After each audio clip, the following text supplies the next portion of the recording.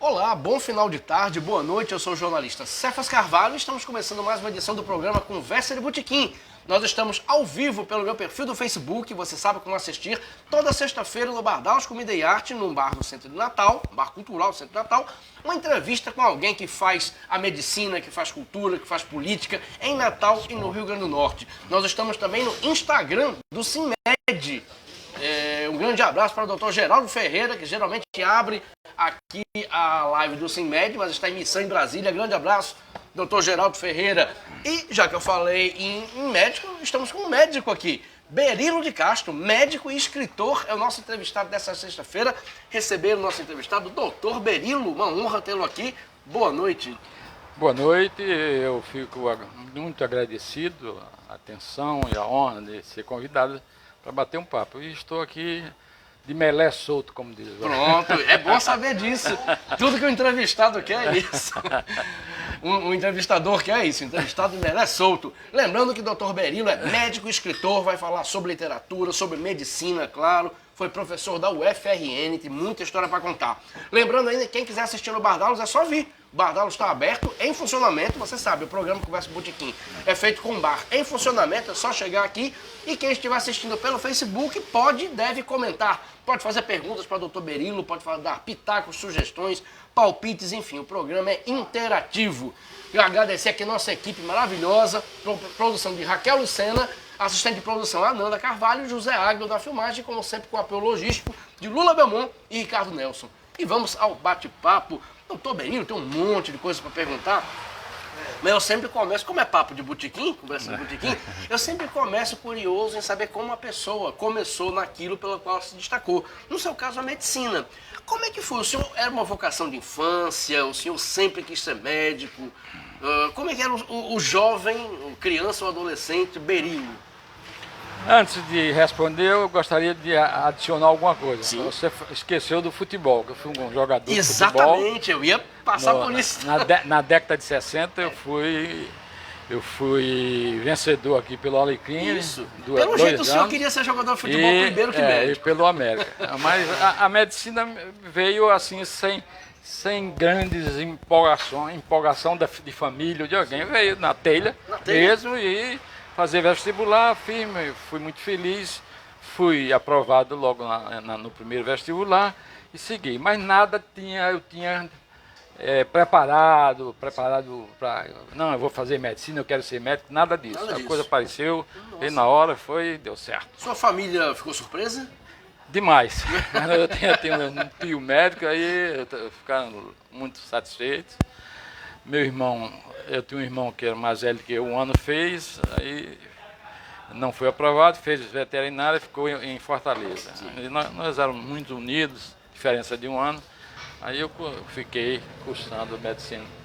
1964 foi o ano que eu fiz. Isso. Em plena revolução. Nossa, vamos falar sobre isso, sobre o curso, antes de chegar ao futebol. Como é que foi o seu curso, doutor Berilo? Assim, a gente sabe que naqueles anos 60 e 70 tinha vários médicos, depois viraram secretários de Estado, secretários municipais, gestores, médicos conhecidos. Como é que foi o curso? Tem uma curiosidade bem interessante o que eu vou lhe falar. Naquela época, em 1964, antes mesmo, a faculdade só aceitava 25 candidatos e 25 aprovados. 25 aprovados. Candidatos você podia ter 1.000, tinha 2.000, 3.000. Mas só entravam 25. Mas só entravam 25. Nossa. Não havia jeito, não tinha como resolver. Você podia ser o 26º, a diferença, nada, não entrava. Foi quando surgiu aquele movimento estudantil em 64 e isso fez com que esse movimento estudantil caísse em cima desse problema de número de vagas. Por quê? Eu fui o 26, por que não entro com a mesma média? Exatamente. Então, isso aí fez com que de 25 passassem para 60 vagas. Foi onde eu entrei. Sim. No 26º. Você vê que minha nota de 26º era igual ao 25º. E tinha essa conversa, essa história de dizer, não, são 25 e acabou-se. Não. Então foi aí. Eu entrei em 1964, cursei até 1969, uma turma deu uma mexida na faculdade, Sim. porque a faculdade estava acostumada com um número pequeno de alunos. Aí teve que. Mas foi tudo bem, foi um curso bom, todo ele aqui. E a turma? São médicos que certamente hoje são conhecidos, como eu falei, deve ter tido secretário, gestor. Tem muito. Como é que era a turma? A turma muito boa, uma turma, senão eu vim até do curso secundário com alguns, né? Uns foram para o interior, outros estiveram fora de Natal, mas ainda existem alguns aqui em Natal que estão, a essas alturas do campeonato, estão aposentados, né? Não estão em atividade, Sim. mas poucos em atividade. Perfeito. Vamos voltar então para as paixões de infância. Aí depois a gente vai falar como o senhor foi professor, porque depois o senhor foi professor da UFRN. Fala sobre paixões de infância. Então a paixão maior era o futebol mesmo?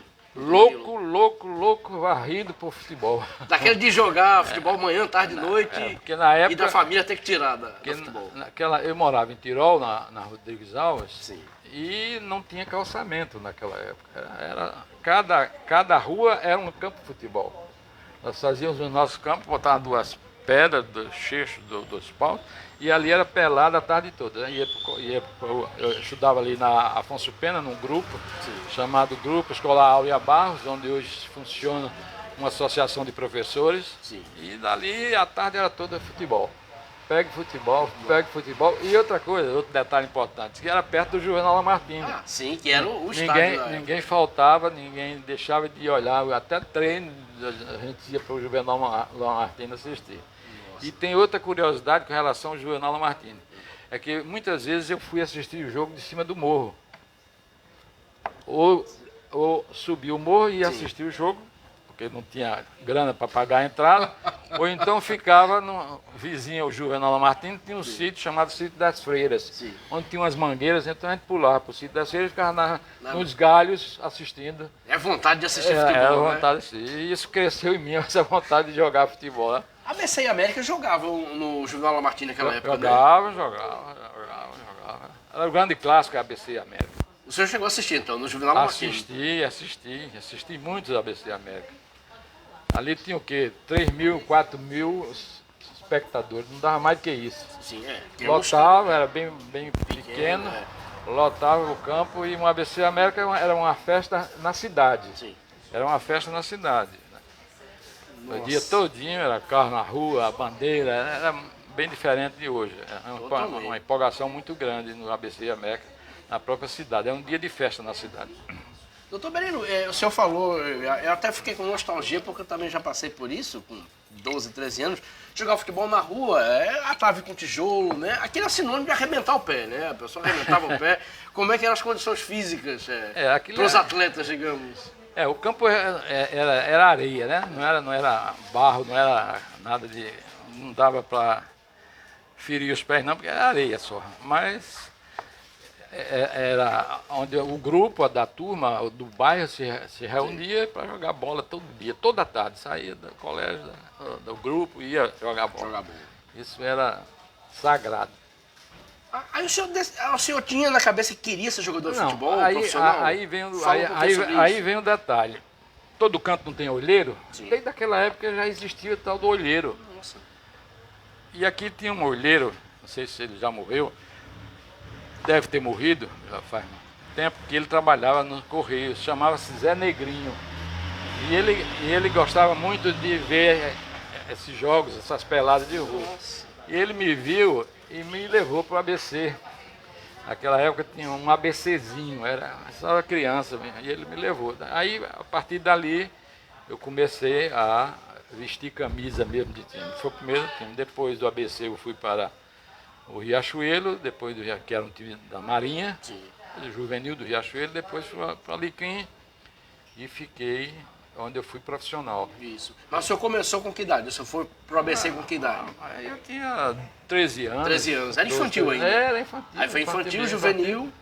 Aí fui ser juvenil do Riachuelo. Aí já participava do campeonato na categoria de juvenil no Juvenal Lamartine. Sim, aí E de lá, um certo jogo juvenil, o treinador titular estava lá, me viu e me chamou e disse, vai lá, vamos treinar lá com os titulares.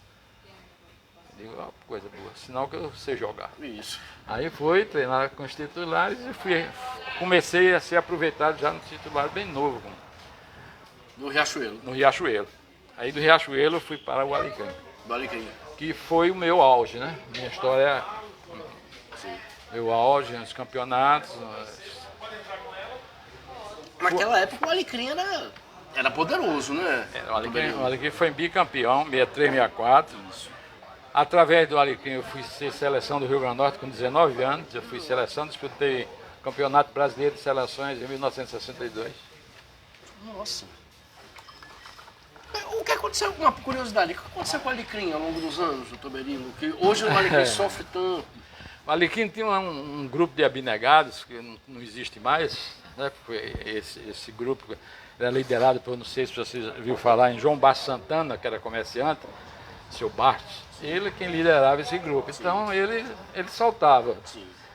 Ele tirava do bolso dele e pegava no clube e com o maior gosto, com a maior boa vontade, eu digo assim, praticamente era ele o dono do Alecrim, porque ele fazia tudo. Então foi a empolgação dele, foi quando o América pediu licenciamento, o América passou, parece de 65, em 65 ele saiu. Ele pediu uns anos, estava construindo a sede social. Aí o Alecrim assumiu o lugar do América. Aí foi campeão, foi bicampeão, 63, 64. E depois o América volta em 66. Sim. Aí eu vou jogar no América em 67 e sou campeão. Aí encerro, já estava aí no 4º, 5º ano de medicina. Pronto. O senhor conseguiu conciliar, né? Então, eu ia perguntar isso. Na marra, comigo, como? na marra. Às vezes treinando sozinho física de manhã cedo, porque não podia acompanhar o grupo. Só acompanhava nos treinos coletivos uma vez por semana. Mas isso foi até 67, quando eu já estava para ir para o 5º ano de medicina. Já fazia residência? O senhor conseguiu conciliar residência com... Não, residência não. Ainda não. Na residência não, foi depois. Depois. Isso por quê? Porque realmente acontecia o seguinte, que eu tinha um reforço financeiro do futebol e me ajudava nos estudos. Eu era de família humilde. Eu digo, não, eu vou até ver até onde eu vou parar, mas vou continuar. Aí fiquei até 67, quando eu fui para o América e foi o último ano que eu fui campeão pelo América em 67. Aí encerrou a carreira como jogador de futebol. Encerrei a carreira como jogador de futebol, em 69 eu me formei, né? Até 2 anos antes de formar eu joguei bola. Uma curiosidade, eu queria saber a reação da sua família. A sua família concordava com o senhor? Não, minha família nunca defendia que não jogasse futebol? Não, nunca mexeu comigo nesse aspecto, não. Nunca meu pai... Era tranquila? Nunca meu pai me chamou a atenção. Não, deixa o futebol que você vai estar estudando medicina. Ele nunca disse nada. Nunca. E ele sabia que eu levava tudo como levei, né?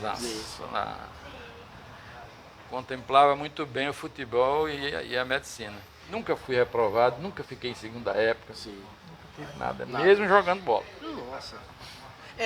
Eu já tenho umas perguntas aqui, comentários, mas uma curiosidade. O time do coração? Se eu falo em ABC, você falou em América, Alecrim, aqui em Natal. Eu sou vermelho, eu sou América. América. América e Flamengo no Rio. A América venceu, né, pela Série C, anteontem. Eu sempre fui americano. Por quê? Porque nós morávamos na Rodrigues Alves, desde logo pequeno, e o América existia, hoje onde é a sede, aquele quarteirão todinho era do América. O América ali tinha um campo de futebol. Sim. E eu ia para lá, todo dia eu ia para lá, batia bola, então o América ficou praticamente na minha casa, dentro de casa. Isso. Você era vizinho do América. Eu era vizinho do América, então objetivamente. Veio a simpatia maior. Muito, muito bom. Já tem comentários aqui. Oreni Júnior, escritor e editor. Doutor Berilo foi um grande jogador de futebol e já tá... foi. E ele já tá contando história aqui, Oreni. Pode perguntar. João Dantas, advogado e radialista. Nosso jogo na Rua Trairi era no Paralelepípedo. Isso, João Dantas é amigo meu desde 13 anos. Tá lembrando aqui, no nosso caso a gente arrebentava os pés. Aí eu sou antes. Sim. E a gente jogava com bola de meia, de vez em quando também. Aí é horroroso. Mas você jogava com bola de verdade, né? Bola de borracha. Bola de borracha. Perfeito. Vamos voltar para a medicina. Aí o senhor se formou Aí virou professor da UFRN automaticamente, medicou em clínicas. Como é que foi a continuidade, vamos lá. doutor Berilo? Aí eu concluí o curso médico em 1969. Sim. Fui fazer residência em Salvador, na Bahia, no Hospital Professor Edgar Santos. Passei um ano na Bahia e voltei. Sim. Chegando em Natal, em 1972, abri o concurso para professor da universidade, na minha especialidade, que eu tinha feito nefrologia. Nefrologia, sim. Aí abriu o concurso, eu fiz, fui aprovado, eu e outro colega, porque até então não existia o curso na faculdade de medicina. E você formava o médico, mas não tinha cadeira de nefrologia. Sim. Aí eu entrei, criamos a cadeira, eu fui coordenador durante todo o período que eu passei lá, 35 anos, né, ensinando, e foi assim que nós criamos a cadeira de nefrologia. Nossa, e o senhor também criou o estudo de hemodiálise, se não me engano. Pronto. Queria que o senhor falasse sobre isso. Outra coisa, Natal não tinha diálise, porque diálise, a diálise é um nome, mas existe a hemodiálise, que é através da máquina, e tem a diálise peritoneal, que não se usa a máquina, se usa o peritônio, a barriga pura. Então, não existia. Em um congresso de nefrologia em Recife, eu comprei uma máquina, trouxe para cá e comecei, então, a funcionar como a primeira diálise no estado do Rio Grande do Norte. Isso foi quando, doutor Berilo? Isso foi em 69. Isso foi no início da década de 70. Década de 70. Aí, daí, de aí 2, 3, 4, aí nós criamos em Natal, até pouco tempo, agora nós passamos para um grupo americano. Sim. Quando você vai a Ribeira, ali onde é Queiroz de Oliveira, tem uma clínica bem grande de hemodiálise, que aquilo ali era nosso. Aí nós passamos agora para uma empresa americana. Perfeito. Doutor Berilo, outra curiosidade em relação a ser professor da UFRN Medicina, pedir aqui, Ricardo, vou chamar Ricardo aqui. Perfeito. Para molhar o bico. Pediu outra aqui também. Uma curiosidade, o senhor como professor deve ter, o senhor foi professor há muito tempo. Passou 35 anos. Então, com 3 décadas e meia, deve ter acionado para médicos que hoje são seus amigos, que depois viraram gestores. Fala um pouquinho disso, dessa atividade e como é que foi alguns dos médicos que foram seus alunos. E se eram bons alunos, e se era tudo tranquilo. São tantos, ou foram tantos, que às vezes eu encontro com um na rua e digo, professor, eu digo, rapaz, que eu sou esse, foi a médica, meu aluno, foi meu aluno. Quer dizer, na brincadeira, 35 anos formando. Muitos, né? Formando Centenas. Turma, muitos ficaram na universidade, muitos entraram em consultório, em clínica privada, mas tem um número bastante significativo de colegas que passaram pela cadeira que ensinavam. Viraram alguns retirados amigos. Senhor. Amigos. Eu hoje fico difícil de se encontrar com as pessoas, né?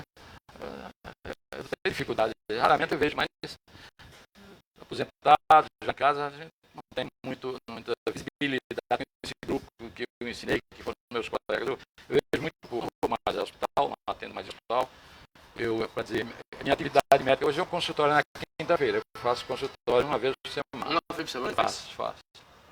Aonde? Eu faço ali na Clínica Tirol, frente à Cidade da Criança. Uma vez conversando com um médico, nem daqui, o médico de Recife, ele dizendo, sabe, né? A medicina é como sacerdócio, a pessoa não deixa. É isso mesmo? Você não deixa, não deixa não. Uma vez médico... Tem. Uma vez médico, sempre médico. Pode se aposentar, mas continua sendo médico. Isso aí não. Perfeito. Doutor Berilo, aqui mesmo nessa mesa, vários médicos que já entrevistei, alguns devem ser seus amigos. Obrigado, Ricardo. Obrigado, acho que ainda tem. Obrigado, Ricardo. Fica aqui. Lembrando que quem quiser fazer pergunta para o doutor Berilo pode fazer, comentários, sugestões, enfim, o programa é interativo. Doutor Berilo, nessa mesa mesmo, vários médicos entrevistados, aqui nós sempre temos entrevista com médico na última sexta-feira de cada mês, vários deles me disseram que médicos sempre têm histórias para contar. O ambiente médico, a própria sala embora seja uma atividade tão delicada, ou talvez por causa disso, sempre tem histórias divertidas para contar. O senhor viveu muita história divertida, mesmo com toda a dor que é inerente aos médicos terem que lidar? Existe realmente muita história engraçada, divertida, folclórica, doutor Berilo?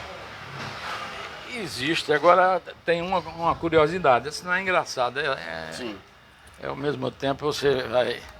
Certa vez eu estava no consultório, meu consultório é ali na Rua Jundiaí, onde hoje funciona um parte do Instituto de Radiologia. Sim. Eu estava lá, aí a secretária, a recepcionista disse, doutor, ele tem uma pessoa que quer falar com o senhor. Eu disse, é consulta? Aí ela disse, não, é assunto particular. Aí eu disse, manda entrar. Ele entrou, o senhor bem aparentado. Disse, doutor, eu vim aqui vender meu rim.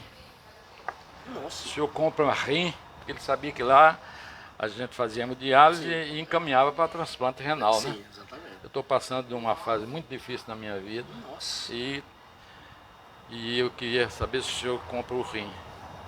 Aí eu olhei para ele e disse, como é que negócio esquisito. Você bateu numa porta errada, eu vou comprar rim. Não compro. Comprar rim, eu trato de rim, mas comprar rim. Meu Deus do céu. Não, mas isso é verdade, já aconteceu. Nossa. Ele deve ter escutado alguém, É. alguma história, e disse, rapaz, vou pegar dinheiro agora, porque você vive praticamente normal, sem o rim. Sem o rim. Perdeu o rim, você tem dois e um Mas sustenta. essa ideia de vender um rim a seco... Mas chegar assim e dizer, doutor, o senhor está comprando o rim? Eu digo, você está comprando carne. Aí não. Doutor Berilo, essa história é ótima. O senhor acha que justamente por causa dessa atividade que envolve, às vezes, perda, né, às vezes morte, lidar com a dor dos outros, acaba desenvolvendo nos médicos isso de contar histórias? Porque o senhor é escritor, a gente vai falar sobre isso. Vários colegas seus já contaram histórias aqui, doutor Armando Negreiros contou causos, Damião Nobre contou causos. Isso acaba ficando inerente, doutor Berilo, assim, de tanto ver o sofrimento humano, o médico desenvolve um humor peculiar? Eu diria, não fica tão assim. Eu me reservo muito essas coisas, sabe? Até mesmo de comentar sobre alguma coisa que passou na minha vida profissional com alguém, porque tem muita coisa triste. Sim. Aí eu gosto de passagens muito... principalmente quem pratica, aí tem um detalhe, tem uma abertura para quem pratica a urgência. E eu pratiquei urgência quando eu cheguei da Bahia. Eu fui ser plantonista do Hospital das Clínicas, né? Hospital Onofre Lopes, né? Ali, o único pronto-socorro de Natal era ali. Ali funcionava tudo, não tinha Ribeira, não tinha Valfredo, e tudo ia para lá. Então ali eu passei por muitas coisas bastante tristes, né? Porque em emergência o médico vê de tudo, era né? tudo. Coisas Bala, que eu não facada, gosto nem de... acidente. ali tinha de tudo, eu via tudo. Agora é uma escola para o médico. Foi a maior escola que eu tive na minha vida em medicina, foi meu período de pronto-socorro. Nossa. Tudo que você imaginava, assim, vinha para você, e você tinha que ter um raciocínio rápido, você tinha que agir imediatamente. Aquilo dá uma vivência médica, dá uma experiência espetacular. Nossa.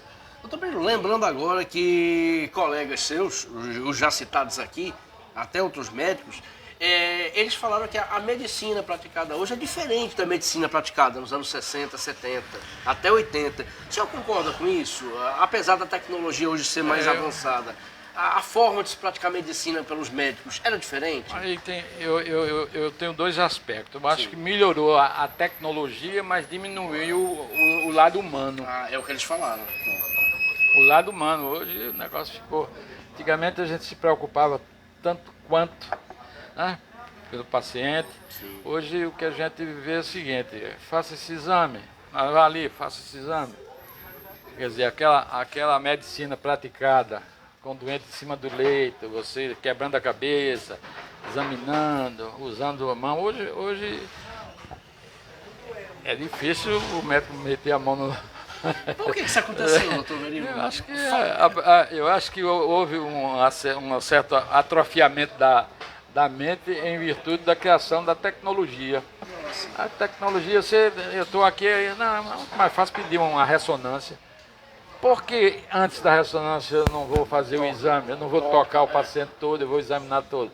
Aí diz logo assim, não, é uma ressonância, porque a ressonância vai me mostrar tudo. Então tem esse lado que eu não gosto, não. Não gosto. Antes os médicos dialogavam mais, né? Também. Eu lembro do doutor Armando Negreiros disse aqui, sério, eu conversava com o paciente, médicos perguntava o nome da esposa, perguntava o nome dos filhos. Exato. E os médicos também se conversavam, trocavam ideia, olha, eu estou com um doente assim, assado. Existia isso, hoje não existe mais, é praticamente fora. E era um período que não tinha internet, não tinha Google, não tinha nada. Alta tecnologia. Só a cabeça, né? Só a cabeça. E os resultados eram bons, né? Você tem que ser muito ágil, muito ativo, um raciocínio muito rápido. E a grande escola, que eu continuo dizendo, a grande escola nossa foi o pronto-socorro. O pronto-socorro tem de tudo. Tomar veneno, você tem que tirar, fazer lavar, fazer isso. Tudo. Você imaginar, entra num pronto-socorro. Nossa. Isso afeta o médico que está começando? Depois de um certo tempo, eu sei que o médico fica experiente. Mas quando o médico está se formando ainda, 19, 20, 21, 22 anos, isso afeta? Eu diria o seguinte, é um período de adaptação que precisa muito controle, muito equilíbrio. Sim. Eu lembro, não vou dizer o nome tudinho, mas tinha um colega, quando ele via coisa preta, ele subia e lá deixava, eram 2 metros, aí ele desaparecia. Acidente, virou o ônibus, vem gente aí como diabo, ele corria e se escondia. Mas médico formado ou residente? Médico de plantão. Nossa. Ele estava na profissão errada. Ele estava errado, porque ele não podia ver sangue, que se apavorava, aí ele saía devagarinho, cadê fulano? Ele está lá em cima. Um médico que não pode ver sangue. Não pode. Aí quem se arrebentava era o colega que estava, eram 2 médicos, ficava só um. Ficava só um. Era gente chegando de todo lado, virou um caminhão, o trem bateu num carro, tem 30 pessoas chegando. Nossa. Aí era um negócio doido, louco. Agora, por jornalista, bicho curioso, esse médico, assim, não precisa dizer o nome, claro, continuou na medicina? Continuou escondido. ainda tá se escondendo por aí. Já deixou. Poderia ter seguido dermatologia. Já deixou a urgência, porque a urgência é cruel. Muito boa história. Doutor Benilo, vamos falar de literatura. O senhor tem literatura muito presente na sua família, publicou 7 livros. Como é que começou a ideia de publicar livros? Na verdade, como é que começou a escrita, Benilo? A gente falou de futebol e medicina. E a escrita? Da mesma forma que começou a medicina, sem nenhum... sem assim, não, eu vou começar a escrever. Não, eu comecei a escrever, publiquei, aí eu digo, não, peraí, negócio... Eu tenho uma veia que você conhece, né, a genética de Ney Leandro, né? Sim, esse é irmão. Isso. A gente ia até falar sobre isso. Doutor Benilo é irmão de Ney Leandro de Castro, eu acho que é o autor de Pelejas de Ojuara, né, que deu origem ao filme O Homem que Desafiou o Diabo, com Marcos Palmeira. A gente vai falar sobre isso. Mas aí, como é que o senhor começou? Eu vou escrever e vou publicar. Vou escrever, pronto. Tudo o senhor é assim? No meu não preparo nada, não penso em nada. Daqui a pouco eu estou fazendo um negócio... Aí olho, pô, tá bom, dá certo, vou ver. Aí é o 7º livro isso. Isso. Qual foi o primeiro livro? Primeiro, do futebol à medicina. Isso aí foi uma história, autobiografia, né? Do futebol à medicina em 2012. 2012.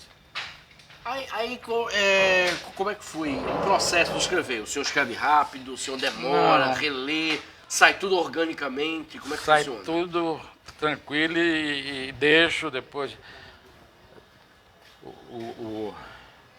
Melhor hora de ler e de escrever é quando acorda bem cedo, de madrugada, de manhã cedo, você vai ler, reler aquilo, às vezes você vai ler e risca muita coisa, não, isso aqui não prestou não, vou mudar. Aí você fica nessa continuidade de... Tem até uma frase de Balzac, escritor francês, que é: escreva com vinho e corrija com café. Era mais ou menos assim? Exatamente. Aí como é que foi a receptividade ao livro, doutor Berilo?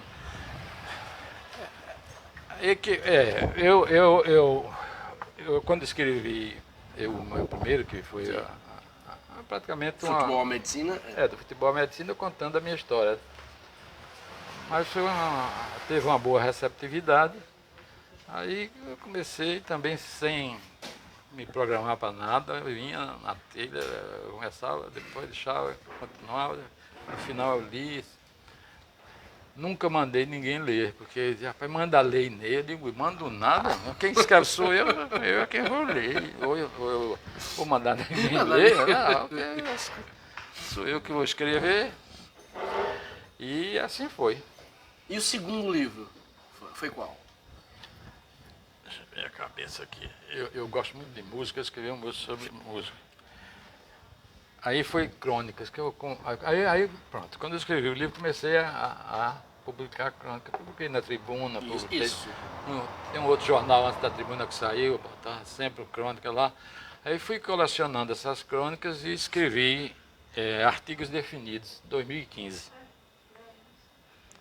Aí depois, no consultório da memória, aí foi lembranças de consultório, né?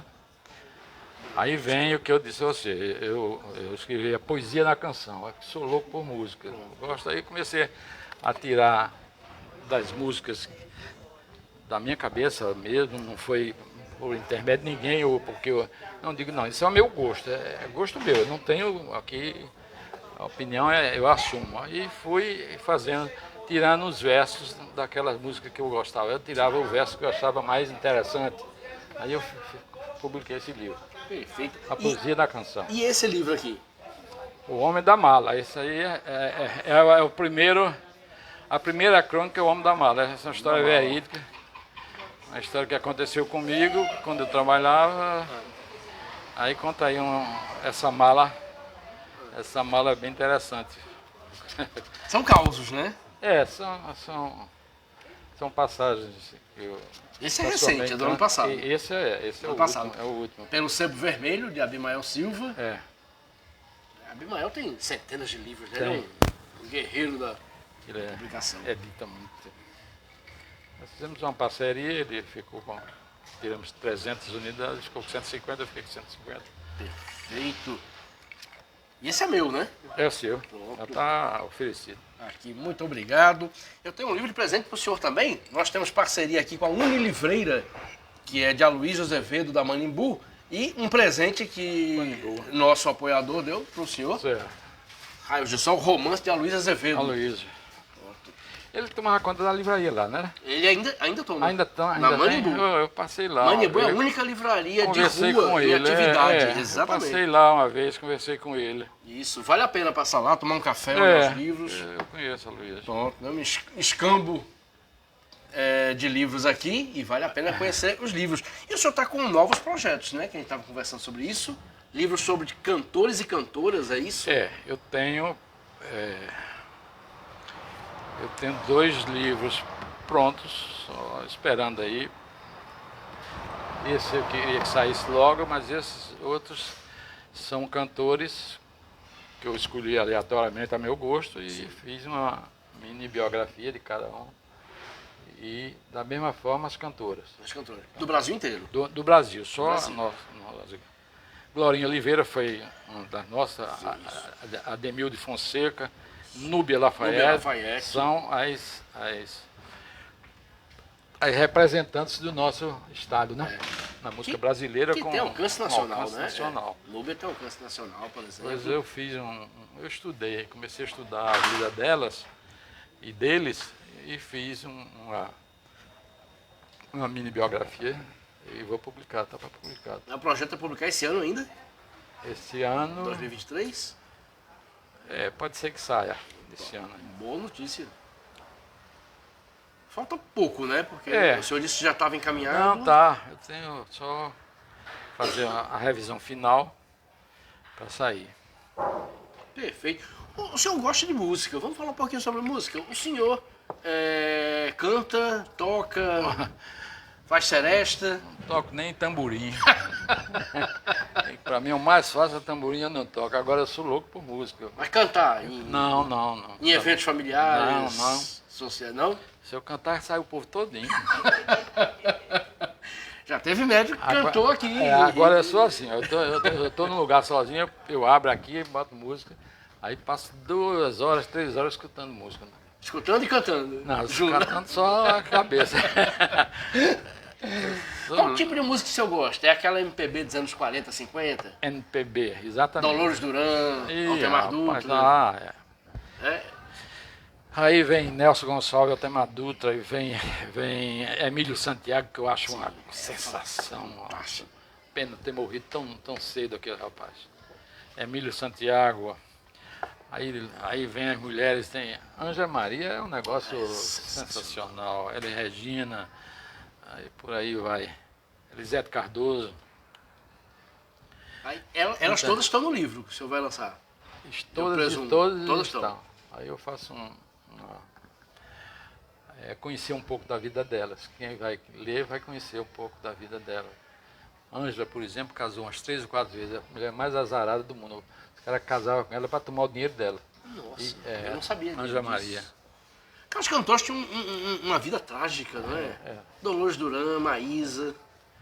Ângela Maria só ela teve um final feliz, que ela encontrou um jovem, a diferença parece de 30, 40 anos dela. Nossa. E foi quem segurou a barra para ela. E depois dos casamentos depois de ter surrado uns 3 ou 4 vezes. Nossa, eu não sabia.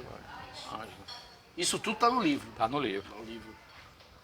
Tem aquelas brigas das cantoras do rádio, né? Isso tem no livro?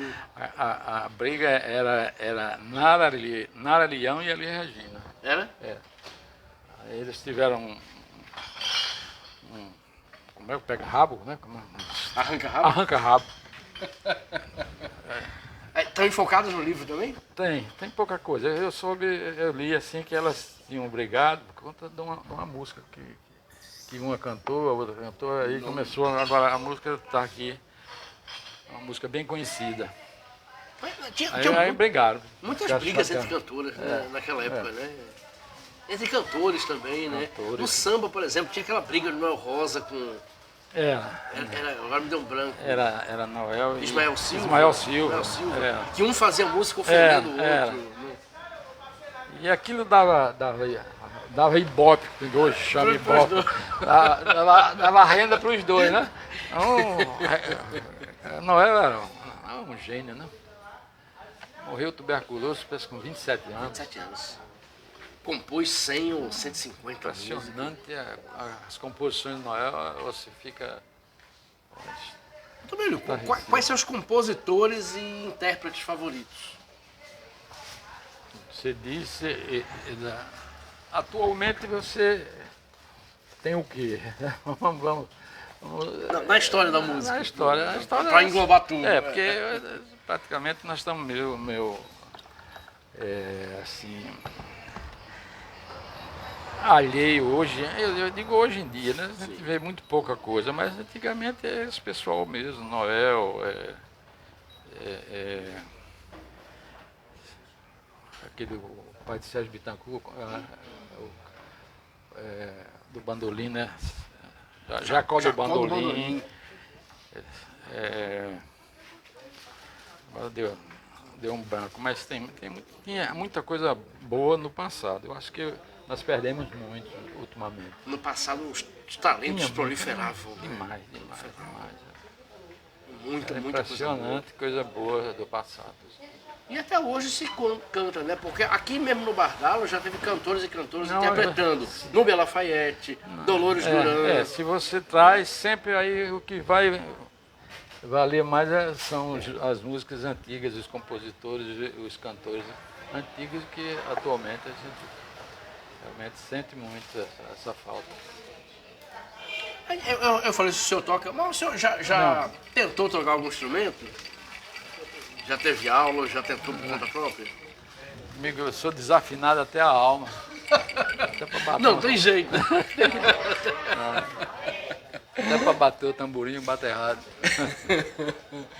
Eu também, a gente tem que estar reto ao final do programa, mas deixa eu voltar para a medicina. O papo estava muito bom também sobre questões de medicina. Como é que o senhor vê o futuro da medicina, com base nos seus 35 anos como professor, muitas décadas de experiência? O futuro da medicina, apesar dessa questão pouco humana que o senhor mesmo falou e outros médicos falaram, é promissor? A medicina vai avançar mais? Qual é a expectativa do senhor? Eu vejo um futuro tecnológico. Sim. Você está aqui, entra no computador, não sei se vai ter até, mas tem que ter. Você vai dizer as queixas, bota aqui no computador e aí vem diagnóstico, vem o tratamento, os dias que você tem que passar a camada, tudo. Pronto. Eu vejo medicina assim, futuramente. Mas isso não é bom. É péssimo. Medicina para mim é tocar, é conversar, uma consulta de meia hora, 20 minutos. Isso pode ser revertido com os cursos de medicina, doutor Berilo? Você acha que os cursos de medicina estão negligenciando essa parte? Eu tenho uma neta que está terminando medicina agora. Eu sempre pergunto, me diga uma coisa, como é o curso? Vocês conversam com o paciente? Tem que conversar com o paciente, tem que ter paciência de escutar. Mas isso vem se perdendo. O tempo vem tomando isso. A gente sempre vê muito pouco.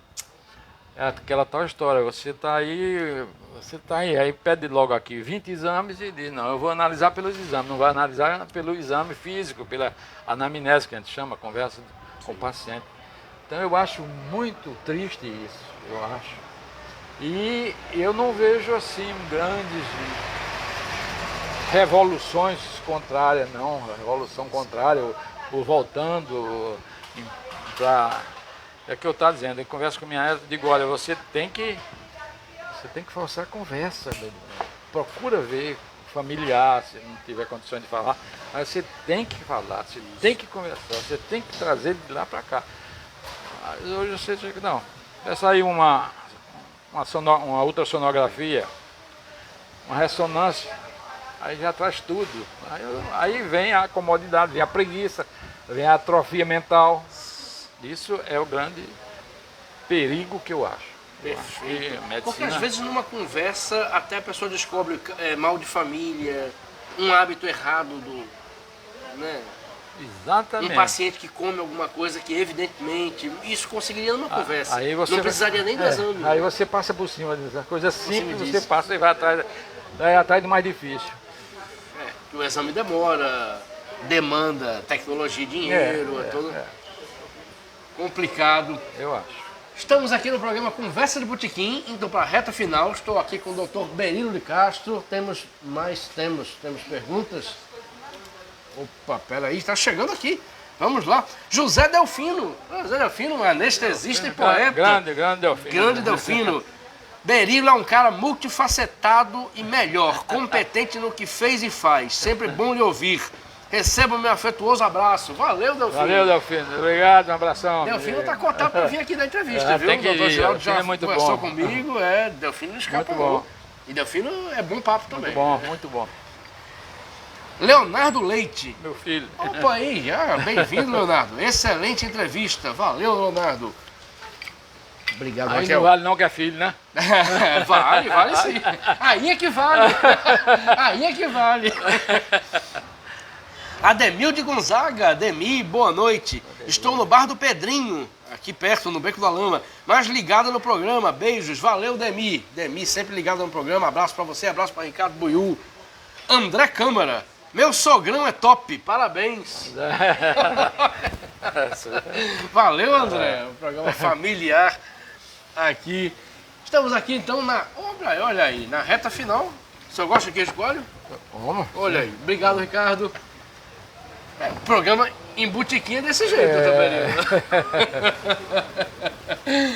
Nós estamos no programa Conversa do Botequim, toda sexta-feira no Bar Dallas Comida e Arte, 17h30 às 18h30, em média. Lembrando que o programa tem produção de Raquel Lucena, tem assistência de produção de Ananda Carvalho, filmagem de José Agro e o apoio logístico de Lula Belmont e Ricardo Nelson aqui no Bar Dallas. Estamos no bar em funcionamento. Lembramos que nós temos apoio da Anoreg, Adurne Sindicato, Sinmed, Sindipetro, Quintas Literárias da Manimbu, grande abraço para o Luiz Azevedo, e também Brahmani Pesquisa e Comunicação. Obrigado aos apoiadores que tornam esse programa possível.